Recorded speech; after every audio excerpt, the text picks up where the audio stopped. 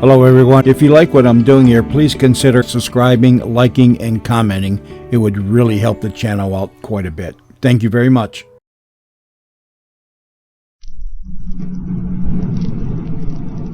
KMA 907, Sacramento Police. Unit 99, are you in the clear? Unit 99 to KMA 907. Unit 99, Sergeant Meredith, 909, in service, on the air. This is Sergeant Dan Meredith of Unit 99 at Headquarters, Police Department, City of Sacramento, California. My detail is to ride in Unit 99, our tape recorder-equipped radio car, and to respond whenever the dispatcher transmits a signal to one of our other units on duty somewhere in the city. At the scene, we make the recordings for this program. Now, to tell you more about Unit 99, here is our chief, James V. Hicks, Sacramento Police. We have provided Unit 99 of the Sacramento Police Department, the tape recorder it carries, and the officer in charge, Sergeant Meredith, so that you, who depend on your police for protection, can hear them in action, on duty. And what you hear on this radio program is real. No question about it. The suspects are real. The victims are real. Bear this in mind as you hear these cases. Now to Unit 99 and Sergeant Dan Meredith on duty. Unit 3. 214 L. Lincoln. A man threatening a woman with a gun. Code 2. Check 3, came in on 7. Unit 3 is going to check out a man with a gun on Lower L Street.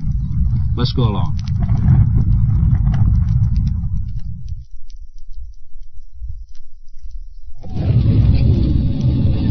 The unit's here. Evidently inside. Let's go in.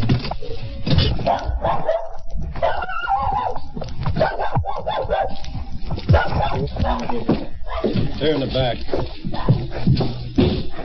Hello, Peyton. He just told the lady. She told me that I come in, you know, and when I come in, she was all nervous and shaking, you know. I said, what's the matter with her? She said she was sitting down there, and this guy come in. When he was sitting down here, he showed a gun. He says, don't get nervous. Just relax. ¿Sí le dijo?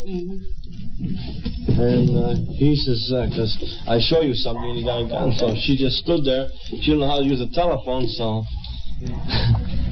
So when I come back, she told me about it. What did he tell you? That he was looking for a woman and a man who had robbed him of his money? Uh-huh. How old was the man? He asked me my age. He's 100 years old. He asked you your age? Mm-hmm. He said, don't be nervous. He didn't threaten you at all. When he come in, I stand up and he said, sit down, relax. Did he buy anything? No. He said, I'm looking for a woman, rob my money. But he said, no, be nervous. He said, I show you. He got a gun in here. Now, what does he look like? A skinny man. Skinny, got a khaki shirt. Khaki shirt. And jean pants. Jean pants. And hat. got a cap. A cap. Cap, something like that, a peak on it. Peak on it. Yeah. And how old did you say he was? Maybe 25, 35. Mexican boy? No, it's American. Okay, we'll go take a look and see if we can find him.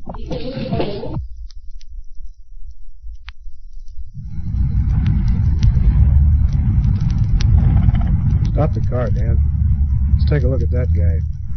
Khaki shirt, black jeans, the old cap, skinny, and a white man. Where is he? Right there, just going in the Gold Nugget. Well, let's go in there.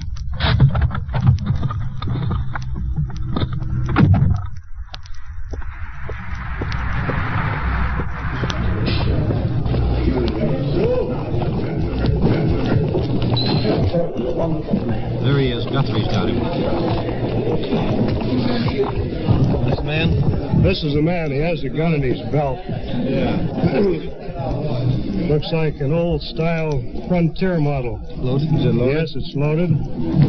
Side loading, real holder. Let's see it, Bruce.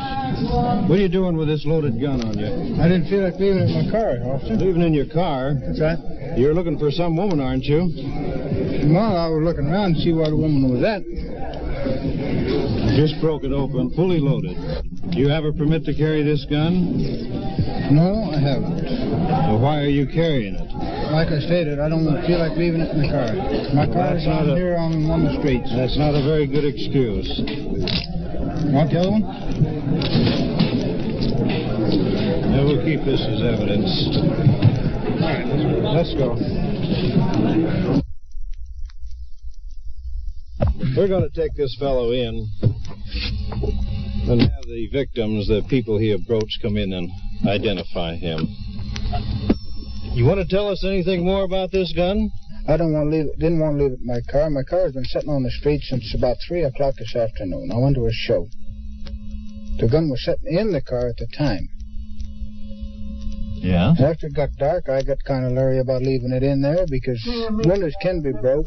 Sure, I can lock the car. The fact is, it's locked right now. Well, don't you think it'd be a lot better to keep it in your car than have it on your person like you did tonight and picked up with it on you? Well, I'll admit I was taking a chance of getting myself in trouble by carrying it, yes. Didn't you go into a bar down here on 2nd and 3rd on L Street and confront some barmaid down there? Second. That's right, over here, south of the border. Now tell us your story. Was it an elderly woman? That's or right. a young one? Elderly Mexican woman. All right. At that place there, yes, I admit going in there. I was in one other one and I asked about a woman. Why did you want a woman? I'm trying to find out what the woman is doing right now. What woman? I don't know what her last name is. All I know is her first name. Uh-huh. She was living with a fella out here on the old Marysville Road. He's treated her sort of like a slave, in other words. Every time that she gets a few drinks or something goes wrong, he brings her around to town here and dumps her. Lets her shift for herself. He's supposed to be a body and fender man. I see. And, were you looking for him tonight? Not in particular. I was trying to find her and trying to get her off the places here in town. She's a heavy drinker. Did you think that you'd need a gun tonight to get her off these streets? Not her, no. I wasn't after. Who were you after? I'm going to tell you now, and I'll tell anybody, I don't care who it is. The man that has been treating this woman like he has been treating her. He has beat me out of money, beat everybody that he knows out of money. He's a guy that the DA right now doesn't have too much use for. So you were looking for him with this gun? He has a gun, too. Is that the reason why you were carrying this? No, that's not the reason I was carrying it. The reason I was carrying that was, like I told you, to keep it from being sitting in my car. Well, I guess know, it looks bad for me. It is bad for me. Puts me in a bad spot. I've got a chance of going up the river for a while. I know that. I'll tell you why. What kind of a record do you have? I'm a one-time loser. For what? McNeil Island. Illegal. Federal offense? From the territory of Alaska. What was the charge? Illegal entry into a dwelling. Anchorage, Alaska. So that makes you an ex-con with a gun, don't it? That's right, sir. I know what I'm facing right now. All right. Do you want to tell us anything further about the purpose of carrying this gun? Other than what you've told us already, I don't think you're actually telling us the truth. You want to stick to your story? The only thing else was that if this other guy had been around and given me a bad time and drawn a gun on me, I'd have shot him. You would have killed him? Not actually killed him, I'd have shot him. Well, that's... Because he's made the boast. Then anybody cross him and he's going to kill him. So you're more or less going to take advantage of the situation. If you see him first, you're going to shoot him. Is that right? Not unless he draws on me. You see, is that your car? That's right. You the legal and the registered owner? I have the pink on it, but man, I still owe him money on it. I'm going to check through it, Bruce, see if there's anything else in there. Yeah, good idea, Nat. Looks like you found the holster, Dan. Yeah, I found the holster and the belt on the front seat there. You certainly know better than to carry a gun on your person. You're an ex-con. That's right, Sergeant. I know better. That's why I've no complaints. Going out looking for a guy with a gun is a good way of getting into trouble. Oh, no squawks at all. Find anything else, Dan? Do you have another car? Nope. Not at the present time. There's a set of license plates in there for a 51 Ford It's in North Hollywood, California. That's right. It's registered to you. I haven't sent plates or title back to the people that has the car in their possession at the present time. Well, why didn't you? Well, it was kind of a shady deal that they got the car to begin with. They still have possession of the car? They have possession of it, yes. Who has the pink slip? The pink slip is right there with the plates. I see in the back seat, too, the tools back there look like burglar tools. What kind of work do you do? That's right. What kind of work do you do? I'm a mechanic. What kind of a mechanic? Automotive and diesel. What kind of tools are those in the back of the car? In the trunk? In the back, on the floor, in the back seat. In the back seat, those mostly tire tools. Pair of pliers? Pair of pliers, that's a pair of side cutters, I believe. Wire cutters. Sounds like this man could be a pretty good burglar, too. Could somebody tell him he'll find a movement of a watch laying on the front seat there in a cigarette case with some other odds and ends of watch parts? What are they there for? I bought the watch today. The other parts I've had for quite some time. Who'd you buy the watch from? Down here on K Street, this Money to Loan. You said there's watch works laying in there. Yeah, there's a watch movement. Waltham Watch Movement. And that's all you bought was just the movement? That's what I bought today. The other stuff I've had for quite some time. Isn't it a little unusual to buy a watch movement in one of these pawn shops? Not for me. Fact is, in my right shirt pocket, I have a 7-jewel watch that I bought from there. Down in here in my watch pocket, I have a Hampton pocket watch. Well, that part of it is fine. I can understand you're buying a whole watch, but not just the movement. It's a hobby of mine of working on watches. Well, those watches will have to be checked out by the detectives as far as numbers are concerned. I think, as you said a while ago, Dan, it'd be a good idea to turn him over to the Detective Bureau and let them check into it further.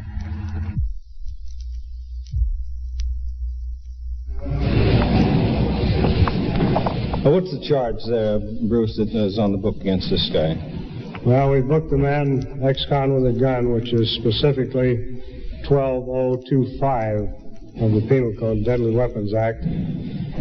We have already booked him. He's been placed in the cell. We booked the gun as evidence, the holster that you found in the car. The bullets and the gun have been marked so that it can be identified in court. 2 watches that he had on his person were also booked as evidence. Now we're going to take this information down and give it to the Detective Bureau, and they'll follow through from there. I imagine that they'll go down and search that car more thoroughly than you had time to do, and also check up on this man's record and check into those possible burglar tools. The Good Samaritan with a gun told an odd and unbelievable story, but the outstanding feature was that he was an ex-convict in possession of a gun. Investigation revealed nothing criminal in connection with the watches or tools, and he was sentenced to 6 months in the county jail on the gun charge. Well, there's a traffic unit ahead, about a half a block. We're stopped at a red light right now. As Officer Bender and McAdams, they have somebody out in the street there. Let's check with them, see what it is.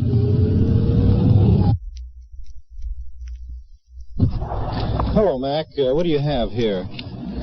Danny, we just got a call of an accident down here with a possible 502 in it. And we have the man here. Oh, right in front there? Yeah, in this nice blue car, see, and well, what he's done, he's hit these 2 cars parked over here. He's hit one and knocked it up onto the curbing and slammed it up into another one. Oh, is that meter box knocked over too? Yeah, just knocked that right down. And not too much damage over there. Considerable to the second car, not very much to the first car. Then what he did, he drove over here. I guess it was about 130 feet, and where his motor died. Otherwise, I suppose he'd have just kept right on going. Did you see this? No, we have witnesses, though.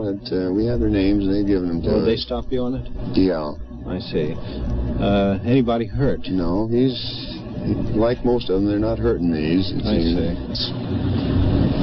Yeah, I think he might go 502 on this. So would you mind taking him in for us? No, I'd be glad to. We'll beat you in the station there. If you, just as soon as you get through your reporting here, I'll check with you in there. Yeah, about 5 or 10 minutes, Okay. Danny. What's this going to look like now? What are the charges going to be? Well, I'd say it's a definite hit and run, 483 the vehicle code, and from the way he looks to me right now, I'd say drunk driving, 502. Well, get in here. Yeah. Atta boy, right in the back seat. That's it, here. Nope, better get your feet in there.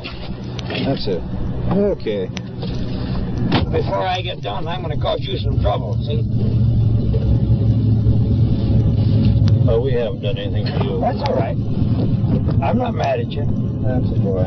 You know I'm going to get and cause you trouble? I'm going to get Bart Kavanaugh. I'm going to cause you some trouble, see? Well, I live here in Sacramento, see? that's true. I'm going to get Bart Kavanaugh, and he's a good friend of mine, and I'm going to get... you have taken my car in, and you have taken me in here. You know what I mean? And I'm going to cause you some trouble before I'm over. Well, why do you want to cause us trouble? Why? Why would I cause you trouble? Mm-hmm. Because I think you're wrong. See? Why do you think we're wrong? Well, that's all right. You're going to take me in tonight. That's all right. Before I get done tomorrow with you, I'm going to get Bart Kavanaugh, and I'm going to cause you some trouble. See? Well, that's your privilege. Well, that's my privilege. That's right. If you want to do that, that's go right. Ahead. That's what I'm going to do. You know what I mean? All right. Tonight don't mean nothing. You know what I mean? Mm-hmm. You're going to take me in tonight, and as a police character, and this thing. But when I get done with you tomorrow, I'm going to find out who you are. I'm going to find out what you did to me, and I'm going to get Bart Kavanaugh, and he's a good friend of mine, and. Well, what did I do to you? You didn't do nothing to me. You didn't do nothing to me. You'll find out before you get done tomorrow night. Just because you took me in tonight. You just wait till I get all done tomorrow. Okay. That's all right. You warm enough back there? Yeah, sure. I'm fine. You know, this man's got my automobile, and I haven't got my automobile. You know what I mean? Well, they're taking care of it for That's you. right. That's right. I'm going to find out what happened to my automobile. You know? Well, you struck that parked car back That's there. right. That's right. That's right. You remember doing that? No, I'm not mad at nobody. You remember hitting the parked car Well, back sure. Sure. How much drinking did you do tonight? Well, I did pretty good drinking. How many did you have about? Why, probably 15, 20 drinks. I see. I'm not mad at nobody. Whiskey or beer? Well, I've been drinking whiskey all night. Well, here we are. This is emergency hospital. I say, I'm not mad at nobody. Here we are.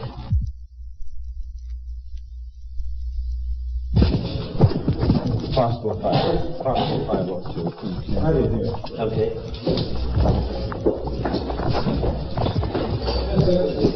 Very possible. Have you been to the dentist or doctor today? No.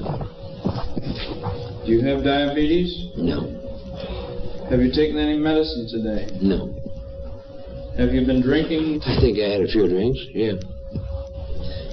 What were you drinking?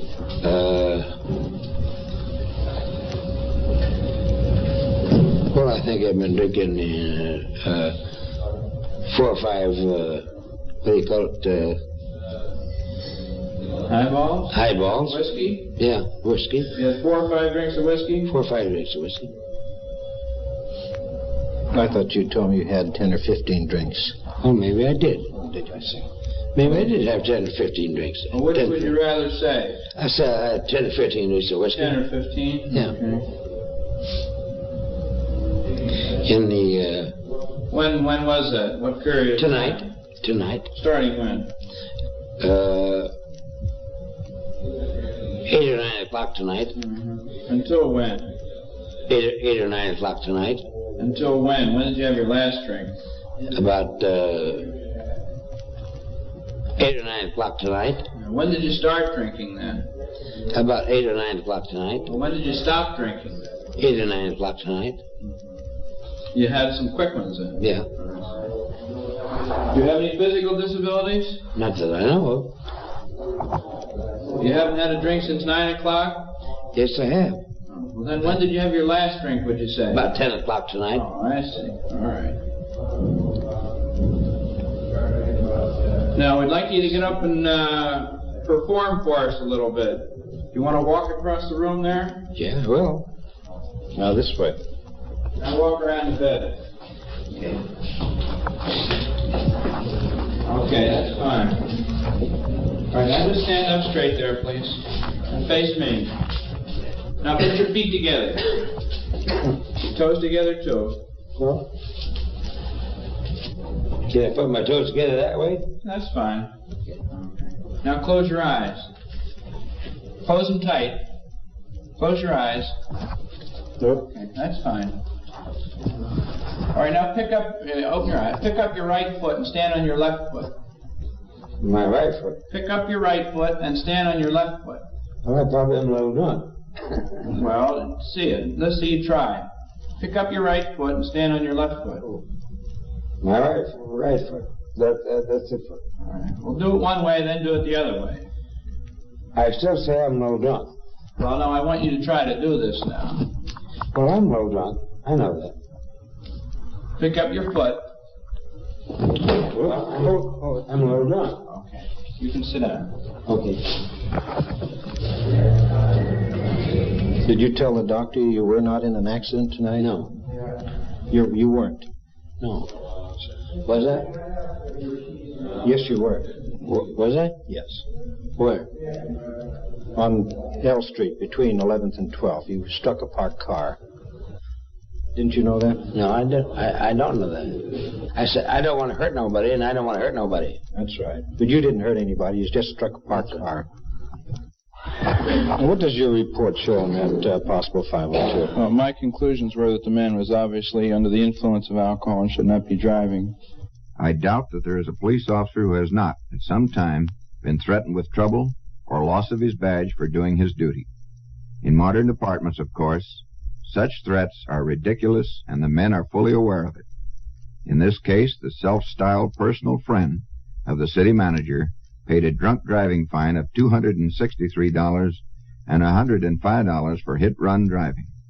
This is Unit 99, presented in cooperation with station KFBK in Sacramento, California. Hey everyone, Randy here. Well, the channel reached the point with subscribers where I could apply for monetization through YouTube. But when I did, they said, No! There was a couple of reasons, but the main reason was that the content was not uniquely mine. Since I am not the original content creator, and that I have not changed the content enough or voiced over the content, they would not allow me to make money through them by using the partnership program and adding commercials for compensation. So if you enjoy listening to the channel and the old time radio shows that I make available on this channel, please consider donating to help keep the channel going. I've added the above link under each show description to make it easier for you to donate. Thanks very much, and I appreciate you all listening.